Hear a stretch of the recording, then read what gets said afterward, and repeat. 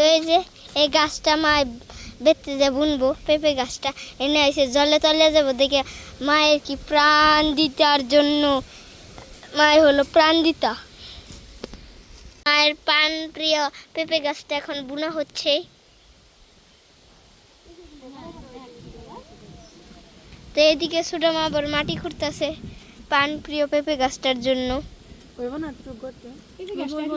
এই আগের বার যে পেঁপে গাছ বুনছিল এত বড় হয়েছে আর পেঁপেও ধরছে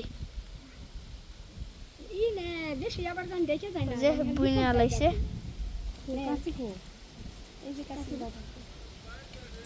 এখন চাপা দিয়ে দিব মাটিটা দেওয়ার পরে।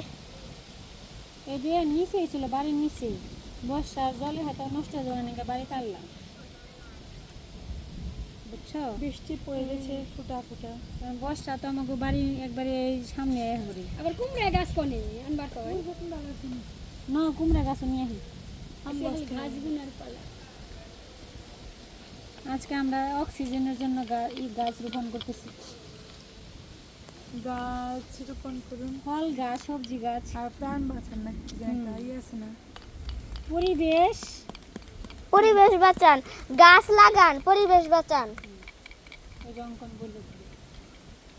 আমাদের পেঁপে গাছ রোপণ করা শেষ, এখানে কুমড়া গাছ বুনতে যাবো, চলো। যত্ন করবেন সে কোথা থেকে দিদি উড়ে আলো আর যত্ন করলো।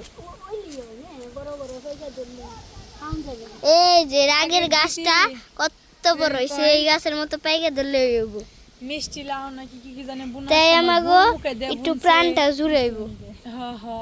আবার ঝাল ঝাল